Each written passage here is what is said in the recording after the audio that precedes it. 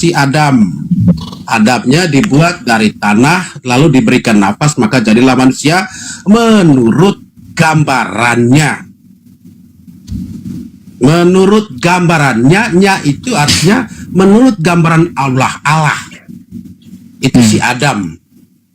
Lalu Allah melihat tidak indah ketika si Adam berdiri sendiri, hidup sendiri di dunia ini. Maka ciptakanlah yang namanya Hawa dari tulang rusuknya si Adam. Baik. Menggenapi sepasang manusia pertama yang diciptakan oleh Tuhan, Adam dan Hawa. Nah, itu yang dalam ajaran kami. Dari berkembang biaknya Adam dan Hawa, ada juga tertulis dalam kitab suci. Saya juga tidak terlalu hafal ayatnya apa, Injilnya siapa, yang mengatakan demikian, Pak Ustadz. Berkembang biaklah seperti bintang di langit dan pasir di laut.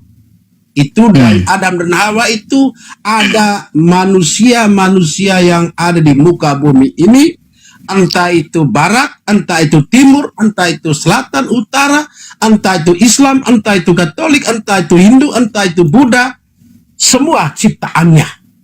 Jadi menurut pribadi saya, menurut Anda, baik, saksi yang Pak Ustadz bahwa Tuhan bukan yang digantung. Kalau menurut kita di ajaran Katolik, Yesus memang gantung di kayu salib. Karena Yesus itu merupakan gambaran Allah di zaman itu. Kebetulan juga masuk di dalam yang namanya tradisi hukumannya itu adalah salib, digantung dan di kayu salib. Jadi kalau bisa Anda sertakan ayatnya gitu, Bapak. Ayatnya saya lihat, saya ini kurang hafal. Di setiap Injil, 4 Injil itu ada kisah penyalipan Yesus. Nah, kita akan masuk kepada zaman yang keberapa, tahun keberapa. Jadi itu sebenarnya gini, Bapak. Gini ya. Tadi kita kan mencari apa yang dianut Adam, kan kayak gitu, belum ke Yesusnya. Nah, seharusnya kan kayak gini, Bapak. Anda harus buktikan bahwa yang dianut Adam itu apakah Kristen, seperti itu.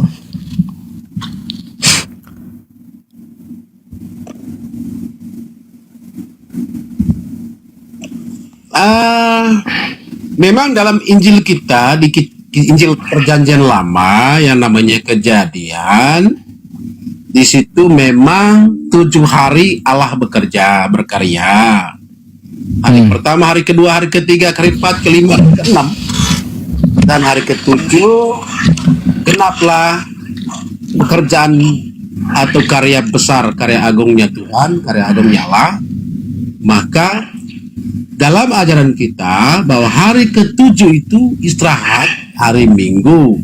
Kita bersyukur dan kita harus berterima kasih atas karya agung Allah. Maka dari Senin, Selasa, Rabu, Kamis, Jumat, Sabtu, dan Minggu itu hukum wajibnya. Kami mengimani bahwa kita harus bersyukur dan berterima kasih karena masa penciptaan di bumi ini, dari hari pertama Allah berkarya dan sampai hari ketujuh itu dia bekerja, itu termasuk menciptakan tumbuh-tumbuhan, makanan, habis itu buah-buahan, pokoknya segala sesuatu termasuk binatang di langit, di laut, ikan segala macam. Jadi menurut kita adalah bahwa pas di hari ketujuh itu atau disebut hari Minggu, kita harus bersyukur dan berterima kasih kepada karya agung hari pertama sampai hari ke-6. Gini, jadi, Bapak. Ini makanya kami dari konteks pertama, kami setiap hari Minggu wajib beristirahat, tidak boleh bekerja. Itu Pak, dipakai untuk begini, Bapak. syukur. Pak, ya. Gini, kita nggak ke situ ya, omongan kita nggak ke situ, terlalu panjang dan lebar Bapak ke situ. Yang kita cari tadi kan seharusnya yang saya bilang waktu di masa Adam. Jangan cerita Yesus atau gereja Anda atau hari Minggu dulu gitu. Ya, karena seperti jadi khotbah jadinya seperti itu, Pak. Yang kita harus buktikan ini adalah apa yang dianut Adam. Nah, tadi saya membuktikan bahwa yang dianut Adam itu adalah dia berserah diri kepada Tuhan, yaitu Muslim dalam bahasa Arabnya. Nah, bisakah Bapak membuktikan bahwa Adam itu Kristen gitu?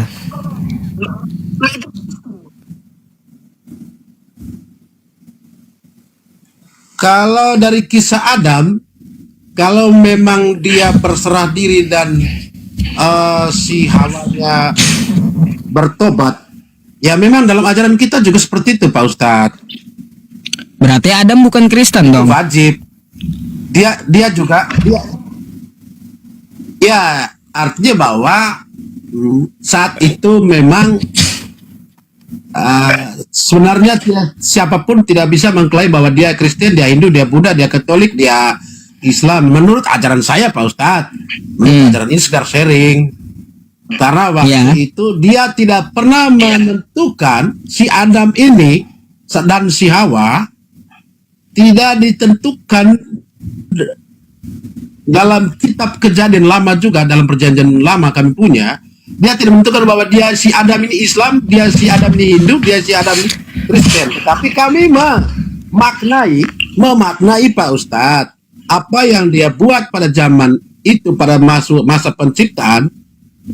Maka di situ kami melihat bahwa si Adam ini memang salah satu merupakan karya agung, karya Allah. Dan selama 6 hari, Pak Ustadz, 6 hari karya Allah. Karya Allah bekerja itu 6 hari. Kisah gini Bapak. Maka artinya kayak gini. Allah gini Pak.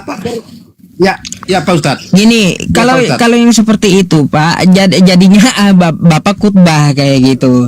Ya kayak gini yang saya maksud itu Pak. Kita TikTok ya, kita buktikan Adam itu dia adalah Kristen. Kata Anda tidak bisa diklaim dia Kristen, ya artinya apa? Artinya agama yang pertama kali yang tertua di muka bumi ini adalah agama orang yang berserah diri kepada Tuhan semesta alam gitu. Itu poinnya di situ gitu. Nah, orang yang berserah diri kepada Tuhan semesta alam, maka sebutannya dalam bahasa Arab Muslim. Makanya saya bilang para nabi itu Muslim. Dan saya punya datanya. Nah gitu, bahwa para nabi itu Muslim. Quran surah Al-Baqarah ayat 133. Am kuntum syuhada idh hadara Ya'qubal maut idh qala li banihi ma ta'buduna min ba'di qalu na'budu ilahaka wa ilaha abaika Ibrahim wa Ismail wa Ishaq ilaha wahida wa nahnu lahu muslimun. Dan mereka adalah orang-orang yang berserah diri. Nggak ada dari para nabi itu Pak, ya sejak zaman Nabi Adam sampai di zaman Yahya, ya nggak ada mereka menganut paham bahwa Tuhan itu 3 dalam 1 gitu. Nggak ada. Nabi mana yang mengajarkan Tritunggal? Kan nggak ada. Bahkan Yesus pun tidak pernah mengajarkan Tritunggal. Ya. Jadi kalau sampai ke sana, Tritunggal itu maksudnya adalah Bapa, Putra, dan Roh Kudus, Pak Ustadz. Konteks Tritunggal itu punya makna Allah Bapa, Allah Putra, Allah Roh Kudus. Itu Pak Ustadz. Kalau kita bicara konteks Tritunggal loh. Nah, maka dari itu, Pak, artinya kalau kita saya mohon maaf, kita masuk kepada substansinya, Tuhan bukan yang digantung. Memang kalau konteks ini saya bisa memaknai bahwa dimaksudkan adalah Yesus. Benar, Yesus, kan? Baik. Ya. Tetapi kalau Pak Ustadz kembali ke belakang jauh ke penciptaan, Allah itu menciptakan manusia itu dari tanah, hanya diberi nafas maka jadilah manusia. Artinya manusia itu merupakan gambaran Allah. Berarti Anda mau bawa di kitab Anda itu di Kejadian 1, 26 sampai 27. Bahkan sampai kitab Kejadian Lama, Perjanjian Lama dan Perjanjian Baru, Pak Ustaz. Baik, coba saya bukakan dulu ya, boleh? Ya. Sabar. Kebaca ya, Pak ya. Siap. Baca ya teman-temannya. Ini kejadiannya. 26. Berfirmanlah Allah, baiklah kita menjadikan manusia menurut gambar dan rupa kita. Oke? Supaya mereka berkuasa atas ikan-ikan di laut dan burung-burung di udara dan atas ternak dan atas seluruh bumi dan atas segala binatang yang melata dan merayap di bumi. Maka Allah menciptakan manusia itu menurut gambarnya. Menurut gambar Allah diciptakannya dia, laki-laki dan perempuan. Oke? Perempuan. Ya. Jadi menurut Anda Tuhan itu sama dengan manusia gitu? Iya, kalau kita melihat kejadian pertama, Tuhan itu menciptakan manusia menurut gambarannya. Artinya terbawa sampai di Yesus menjadi inkarnasi Allah. Artinya dalam rupa Yesus itu ada gambaran Allah menurut kami, karena di dalam Yesus itu ada keselamatan, ada pengampunan. Ya, Pak Ustadz. Jadi kalau seperti itu, Pak. Memang. Kalau kata Anda mengutip di situ ya, menurut gambar dia, lalu yang dimaksud adalah Yesus. Yesus itu berjenis kelamin, Bapak. Laki-laki jenis kelaminnya. Sedangkan manusia ini ada dua jenis. Ada laki-laki, ada perempuan. Jika kata Anda berdasarkan ayat tersebut ya, Tuhan itu sama dengan manusia. Baik. Tuhan yang turun itu laki-laki. Iya. Sekarang saya mau tanya, mana Tuhan perempuannya kalau gitu? Nah, kan gitu jadinya. Baik, Pak Ustaz. Terima kasih menyadarkan saya.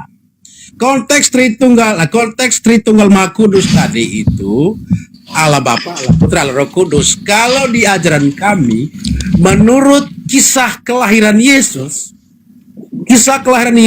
itu memang di luar nalar akal manusia.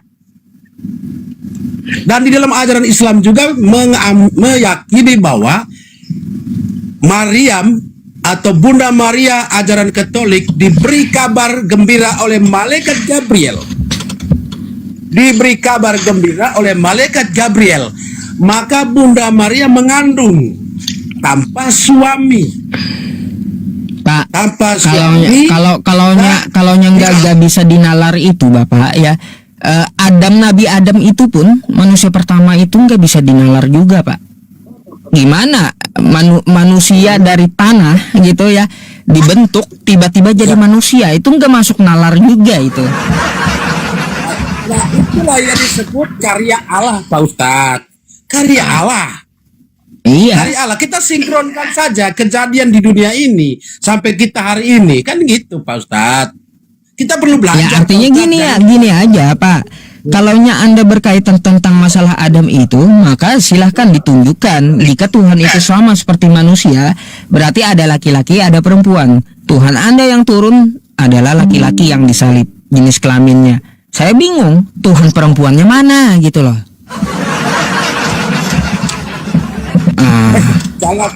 Kalau memang Pak Ustadz juga tanya Tuhannya perempuan, ya saya terus terang Pak Ustadz tidak bisa mau menjawab pertanyaan Pak Ustadz karena pemahaman saya tingkatannya belum sampai di sana.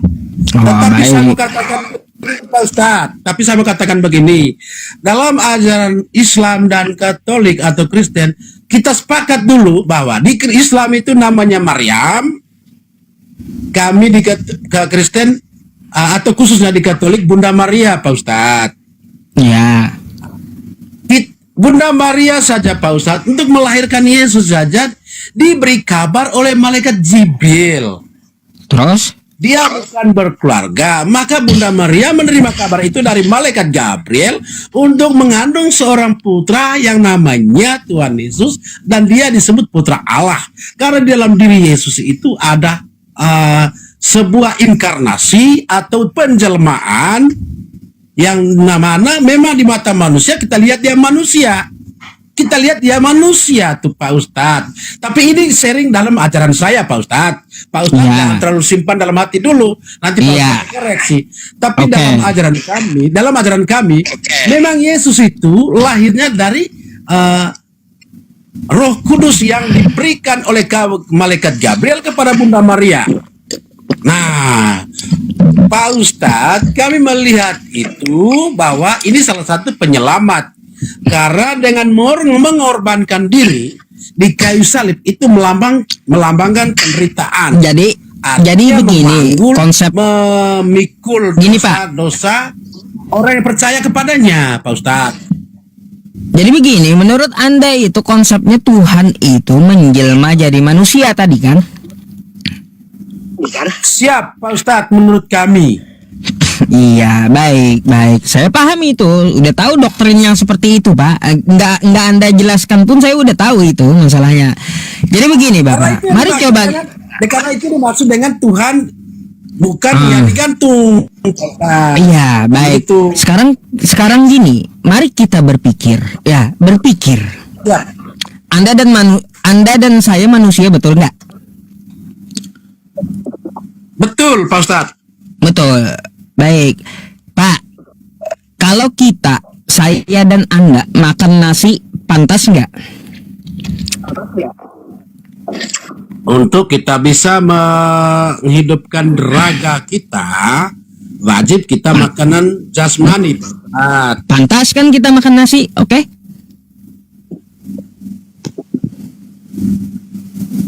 Oke. Nah, sekarang kalau kita makan kotoran, pantas nggak? Itu Pak Ustadz. Nah itu lagi konteksnya. Kalau kita makan kotoran, bukan menghidupi kita Pak Ustadz. Itu sampai meracuni diri. Nah, pantas nggak kita sebagai manusia makan kotoran?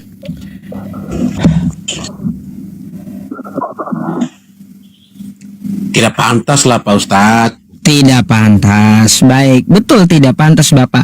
Kalau makan nasi kita pantas, kalau makan kotoran kita tidak pantas. Bagi kita ciptaan Tuhan ya Pak ya, kita yang manusia ini ciptaan Tuhan. Bagi manusia ada yang tidak pantas untuk manusia, betul? Betul. Nah, begitulah Pak ya kalau kita berpikir kepada Tuhan. Ada yang tidak pantas bagi Tuhan. Apa yang tidak pantas? Tidak pantas Tuhan itu lahir. Nah, tidak pantas Tuhan itu diseret-seret. Tidak pantas Tuhan itu dikandung. Tidak pantas Tuhan itu ditombak. Tidak pantas Tuhan itu digantung, Bapak. Nah, ya, betul sekali Pak Ustadz sampaikan itu betul. Saya sepakat. Saya setuju. Tidak pernah saya bantah. Tetapi Pak Ustadz, di dunia ini ada dua manusia Pak Ustadz. Apa dua manusia? Manusia baik dan manusia jahat Pak Ustadz. Benarkan, sepakatkan itu? Iya, terus? Sepakatkan itu? Lalu apa hubungannya? Pak Ustadz pasti sepakat. Pasti Pak Ustadz ada sepakat dengan saya bahwa di dunia ini ada dua ya, manusia. terus manusia yang baik dan manusia yang jahat. Terus? Nah, yang nyambuk, menikah, bahkan memaku, bahkan menggantung Yesus itu orang jahat Pak Ustadz. Ciptaannya kan? Ciptaannya siapa? Ciptaan Tuhan kan? Yang menggantung dia itu. Nah itulah ciptaan Tuhan nih Pak Ustadz. Ada yang baik. Nah itulah Pak. Itulah Pak. Tidak pantas Tuhan digantung ciptaannya. Makanya saya bilang di situ poinnya, nggak pantas Tuhan itu digantung oleh ciptaannya. Sabar Pak Ustaz. Sorry.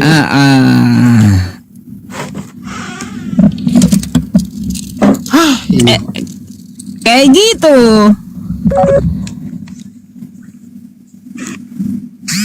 Ya Pak Ustadz, jaringan saya Pak Ustadz. Iya, itulah yang saya maksud poinnya. Tidak pantas Tuhan itu digantung oleh ciptaannya sendiri.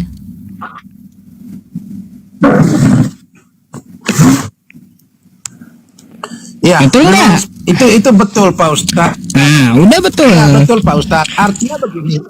Betul sekali. Artinya begini, kalau posisi saya waktu itu ada di zaman itu Pak Ustadz, posisi saya sebagai orang yang percaya kepadanya pada saat itu, pasti kan kita juga akan bela Pak Ustadz. Karena kita ini kan lahir di zaman yang tidak pernah melihat dan mendengar dengan mata kepala kita kisahnya. Itulah. Ya kayak gini aja Pak, yang saya maksud itu kepada Anda gini. Yang saya maksud itu kepada Anda begini Pak. Sudah tahu gak wajar Tuhan itu digantung oleh ciptaannya. Terus ngapain Anda percayain ajarannya kayak gitu? Itu yang harusnya Anda berpikir. Doktrinnya tersebut gitu loh yang Anda pikirkan. Oke, Pak. Oke, saya mau tanya dulu Pak Ustadz. Kita sebelum ke sana tanya, kira-kira menurut Pak Ustadz antara Nabi Isa dan Yesus itu sebenarnya satu orang atau dua orang sih? Kalaunya menurut sejarah dunia nih ya, sejarah dunia sejak zaman Nabi Adam sampai hari ini hanya satu anak laki-laki yang dilahirkan tanpa orang tua laki-laki kan gitu. Hanya terjadi sekali di Yahudi. Ya, nah siapa itu? Nah, siapa itu di Kristen menyebutnya Yesus. Jadi di Islam menyebutnya Isa alaihi salam. Oke? Nabi Isa Pak Ustadz ya? Nabi Isa ya Pak Ustadz ya? Iya. Aduh. Waduh, perbaiki dulu dah Bapak. Iya, ngelak beliau, ngelak dia. Kayaknya nggak aman. Iya nggak aman Bapak, jaringannya nggak aman itu. Oke, ini sudah stabil Pak Ustadz, Pak Ustadz. Nah, iya kalau Pak Ustadz, saya gimana? tadi kan saya tanya Pak Ustadz, Nabi Isa sama Tuhan Yesus menurut Ustadz satu pribadi, ucapan dua enggak? Kalaunya menurut sejarah dunia itu adalah oknum yang sama. Tapi kalaunya pandangan dari dua agama, Islam dan Kristen, itu adalah oknum yang berbeda. Oke, yang pertama. Yang kedua, satu pribadi enggak? Dua ucapan Maryam dengan Bunda Maria. Baik, satu pribadi beda cerita, beda versi cerita. Ya, kita berarti itu berarti kita selisih cerita aja ya, orang yang sama ya. Iya. Terus satu lagi, satu orang ucapan apa sebutannya juga beda. Santo Yosef dan Yusuf. Kalau Yusuf kami nggak mengenal Yusuf di Islam. Ya itu yang mungkin bagi keyakinan saya ya di Katolik, bahwa karena di dalam keluarga kudusnya itu Bunda Maria tadi Maryam ya. Iya. Ya, terus Isa Yesus ya. Oke. Ya anaknya tadi. Kalau terus kami, poinnya Pak? ya artinya bahwa mungkin kisah ini 11-12 istilahnya sedikit mirip-mirip aja lah gitu lah. Hanya mungkin beda keyakinan tuh. Keyakinan bahwa mungkin Islam tidak mengimani Nabi Isa mendalam, tapi kami mungkin mendalami ya Isanya tuh disebut Yesus tadi itu, sehingga kami mengimani bahwa sampai Yesus itu gantung di kayu salib. Baik, Tuhan Bapak. Yesus. Baik, ya itu perbedaan yang signifikan memang. Ya, perbedaan yang signifikan. Memang seperti itu ceritanya. Kalau di Islam kan tidak disalib, ya, tapi diserupakan. Terus juga diperkuat juga di Bible, Pak. Dari penulis kitab Anda itu, Yohanes, Matius, Lukas, Markus, itu nggak ada yang melihat tiang salibnya Yesus secara langsung. Memang dari 3 penyalipan di Gunung Kalvari, Gunung Golgota atau Bukit Tengkorak, Pak Ustadz. Yang menggambarkan bahwa itu Yesus itu ada tulisannya INRI. Yang gitu. Yang diindonesiakan adalah inilah raja orang Yahudi. Inilah raja orang Israel, kan gitu, Pak Ustadz. Tetapi dia juga setelah wafat di salib diturunkan pada hari ketiga ya Bang. Masalahnya begini Pak, penulis Bible Anda, kitab Kristen itu tidak melihat penyalipan langsung dari Yesus tersebut. Karena apa? Waktu Yesus itu mau ditangkap tentara Romawi, ya, dia itu kocar kacir dengan muridnya. Kocar kacir. Yesus ditangkap katanya, lalu disalibkan. Oke? Menurut info kesaksian, bukan langsung penulisnya itu melihat langsung tiang salibnya Yesus, enggak. Menurut info kesaksian. Padahal di kitab Anda Bapak, ya, Yesus itu dia bisa merubah rupanya sendiri loh. Saya malah baru tahu nih Pak Ustadz, pernyataan ini. Terus. Iya, Yesus itu bisa merubah rupanya sendiri.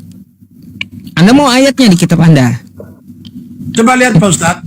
Itu salah satu mukjizat Yesus, ya.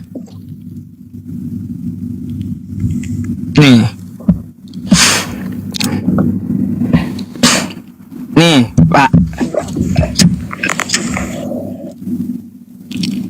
Lalu Yesus berubah rupa di depan mata mereka.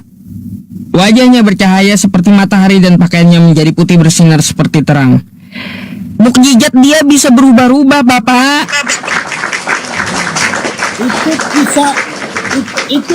Kisah itu sebelum disalib atau setelah disalib, Pak Ustadz? Sebelum disalib, dia sudah bisa berubah-ubah. Sebelum disalib? Iya. Itu kejadian itu waktunya di mana? Itu dikisahkan. Waktunya di mana? Ini di atas gunung 6 hari bersama murid-muridnya. Di atas gunung 6 hari.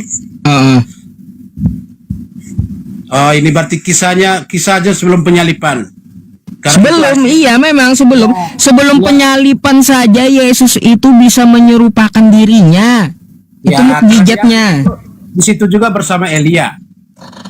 Jadi kalaunya dia bisa menyerupakan dirinya, mustahil dia bisa ditangkap, Bapak. Mustahil dia bisa ditangkap. Mungkin saya ceritakan Pak Ustadz sebelum Pak Ustadz statement mustahil itu begini, Pak Ustadz. Jadi dia ini kan dikhianati oleh rasulnya Yudas Iskariot. Dia jual ke para kaum Farisi atau para penjahat pada waktu zaman itu, Pak Ustadz. Ya, terus dia itu ditangkapnya di Taman Getsemani di waktu dia lagi doa. Setelah ditangkap, dia dihadapkan kepada Pilatus. Setelah diadili di depan Pilatus, dia juga bawa ke Barnabas. Bentar, itu yakin nggak itu Yesus yang dihakimi? Betul nggak? Kira-kira Anda yakin nggak itu yang diseret-seret tentara Romawi itu, yakin nggak Anda itu adalah Yesus? Dari penulis nggak ada yang lihat loh. Kalau kita lihat, karena begini Pak Ustadz, ada testimoninya juga video, ada juga ini. Memang kita lihat, kalau memang kita lihat kisahnya itu, kalaupun orang lain yang digantikan pada waktu itu, hanya satu saja ayat yang mengatakan bahwa yang membantu Yesus memanggul salib itu ke Gunung Kalvari adalah Simon dari Kirene. Simon. Hanya itu Oke. saja yang membantu. Lalu Yudas matinya kenapa coba?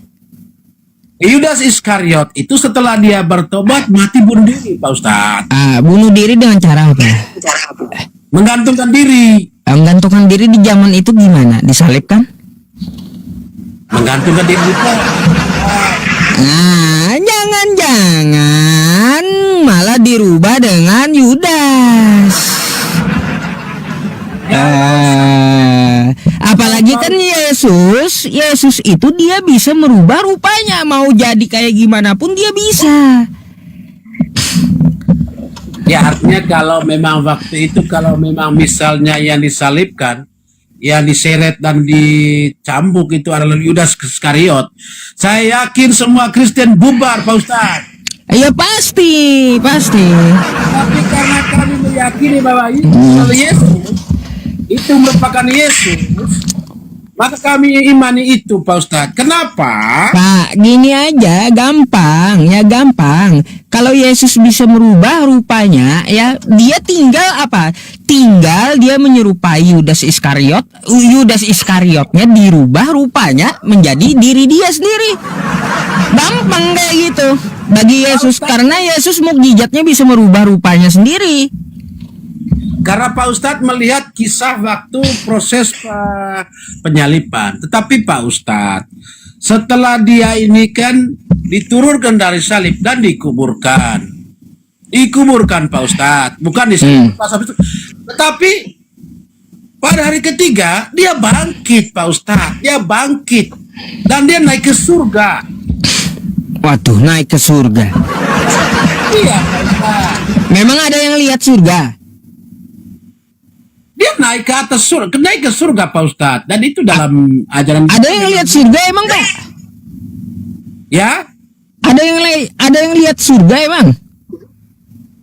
Ya, artinya pada waktu itu ketika dia melayang dan naik itu kami mengimani bahwa dia itu ke surga, Pak Ustadz. Waduh.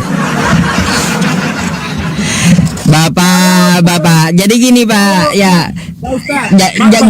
nggak bisa kita asumsikan dia ke surga. Yang dia saat itu ya naik 500 pasang mata melihatnya naik ke langit, bukan ke surga. Pak Ustadz, saya mau tanya nih, ya tuh Pak Ustadz, biar saya paham. Kira-kira menurut Pak Ustadz surga itu ada di mana sebenarnya? Wallahu a'lam bishawab.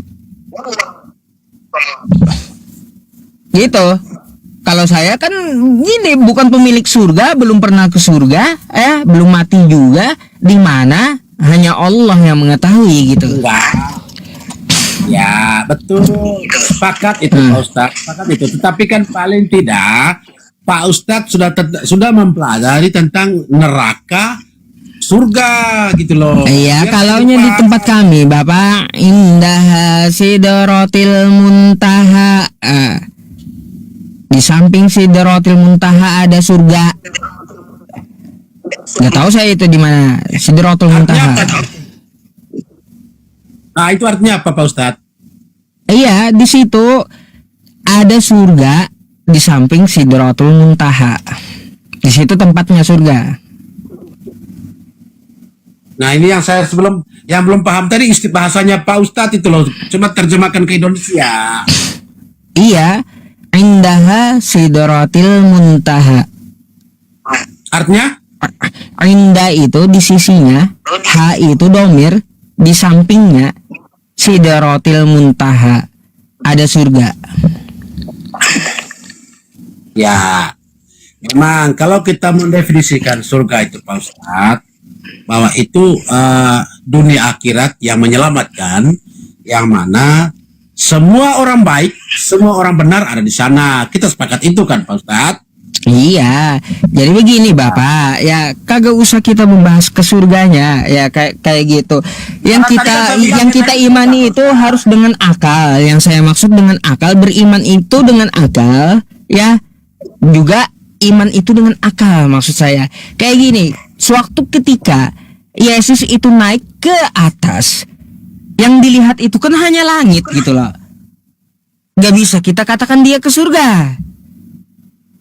Kan kayak gitu. Kalau kita katakan dia ke surga, maka orang-orang yang pada saat itu lihat Yesus pakai teropong apa? Dia lihat surga. Gak masuk akal. Jadi kalaunya di teksnya itu langit yang betul gitu loh Pak. Jadi selain beriman itu pakai akal gitu loh Pak. Saya ini kan Pak Ustadz meyakini peribahasa mengatakan bahwa yang namanya surga itu di atas, berarti naik. Yang namanya neraka itu di bawah. Gitu loh Pak Ustadz. Beda. Naik. Ketika dia naik ke atas, berarti dia naik ke surga karena memang surga itu kita tidak bisa mendefinisikan tempatnya di mana. Tetapi menurut kami bahwa ketika Yesus naik itu berarti dia naik ke surga. Tidak pernah kami bilang dia turun ke surga. Kan gitu Pak Ustadz. Ya, jadi intinya seperti itu Pak. Ya, jadi kalaunya Anda sudah mengetahui bahwa Tuhan itu bukan yang digantung, ngapain Anda imani? Itu pertanyaannya. Kalau Anda sudah tahu ya dari konteksnya itu bahwa Tuhan itu bukan yang digantung, ngapain Anda imani? Itulah tanya diri Anda. Gitu Pak. Memang betul Pak Ustadz. Artinya bahwa coba Pak Ustadz dengar bahasa saya bahwa penderitaan Yesus itu melambangkan penderitaan dosa kami karena kami manusia berdosa. Yesus itu mengorbankan diri demi menyelamatkan kami Pak Ustadz. Pak, Anda perlu tahu ya, Yesus mengatakan mata ganti mata, gigi ganti gigi. Di perjanjian lama, anak tidak menanggung dosa ayahnya dan ayah tidak menanggung dosa anaknya. Dan di perjanjian lama, di kitab para nabi ya, di perjanjian lama, penebusan dosa itu, penebusan salah itu di zaman para nabi itu memakai kulit hewan, darah hewan, dan kotoran hewan serta bara. Tidak ada menebus dosa menumbalkan manusia, nggak ada. Gitu, nggak ada. Ya, gini Pak, masalahnya gini. Zaman para nabi selalu yang dikorbankan itu adalah hewan gitu. Nggak ada menumbalkan manusia. Ketahui Pak, ya ajaran tumbal menumbal itu kayak orang cari pesugihan. Kalau orang cari pesugihan ya, di gua-gua gelap kan dia minta tumbal tuh. Nah, ajaran setan yang minta tumbal itu Pak.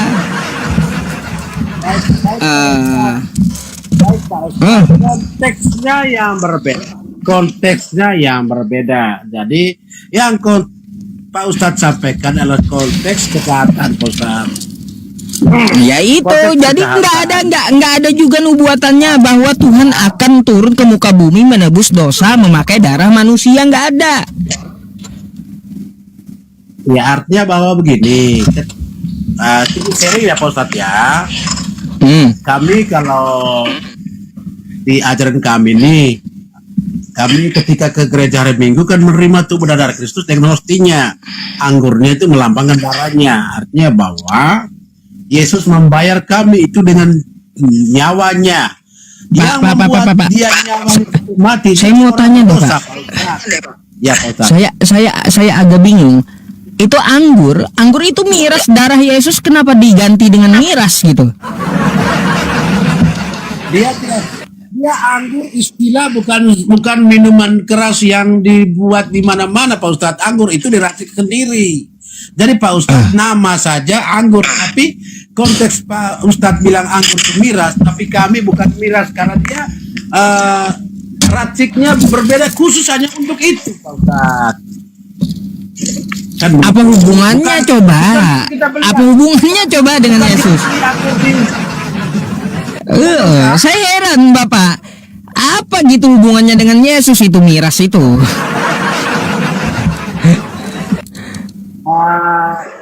Kalau Pak Ustadz bilang miras itu baru bagi kami tidak, karena dia bukan anggur yang beli di toko Pak Ustadz, yang alkoholnya tinggi. Kalau kalau anggur yang di perjamuan suci kami itu diracik khusus, diracik. Kenapa khusus. nggak diganti nggak diganti susu aja gitu loh Pak? Nggak bisa Pak Ustadz, karena kita ini hierarki Kok gereja. nggak Pak bisa? Ustadz. Kenapa Bang nggak bisa diganti dengan susu? Kenapa harus miras gitu? Pak Ustadz. Pak Ustadz minta maaf, kita harus bicara juga. Kalau kami Katolik ini kan strukturnya tuh apa di dunia ini Pak Ustadz, struktur agamanya itu sudah tersistematis. Iya, jadi dari Paus itu sudah menyampaikan bahwa anggur yang dibuat untuk dalam perayaan Ekaristi itu dengan racikan khusus yang kadar alkoholnya kurang dibuat untuk dalam perjamuan suci menggantikan atau melambangkan darah Yesus. Pak Ustadz, Iya, bukan Tuhan. berarti kita mau cari minum yang enak mungkin susu aja lah Pak Ustadz. Jangankan susu, mungkin ada yang lebih enak Pak Ustadz. Aduh, ya teman-teman, saya herannya di situ loh, Pak. Kenapa nggak diganti dengan susu aja, gitu? Lalu Pak Ustadz, Pak Ustadz harus paham dan harus mengerti. Pak Ustadz harus paham dan mengerti. Pastor yang menggunakan anggur tadi itu mungkin cc-nya dalam skala kecil, bukan satu gelas atau satu botol Pak Ustadz. Dia setitik saja. Setitik. Kan begitu, Pak Iya. Aduh. Bukan minum satu gelas Pak Ustadz. Jadi Pak Ustadz jangan alkoholnya. Iya. Pak Ustadz tidak boleh mendefinisikan alkoholnya. Alkohol memang Itu mabuk. Pak, saya ada lihat loh. Ya, ada lihat ya di video. Itu satu botol itu darah Yesus mereka minum katanya. Aduh, Pak Ustadz, di luar konteks ajaran saya itu Pak Ustadz. Di Itu luar macam konteks mana ajaran pula? saya. Iya, macam mana pula itu? Kalaunya satu botol itu darah Yesus dia bilang kayak gitu. Jangankan kalau dia mau konten Pak Ustadz, jangankan satu botol, satu drum pun dia buat Pak Ustadz.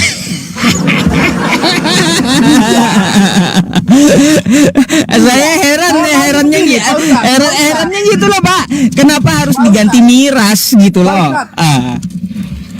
Saran saya Pak Ustadz, saran saya nih Pak Ustadz ya, saran saya nih umat biasa, ya kan Pak Ustadz? Saya ini kan umat biasa Pak Ustadz. Saya ini mungkin domba yang hilang, yang punya dosa banyak.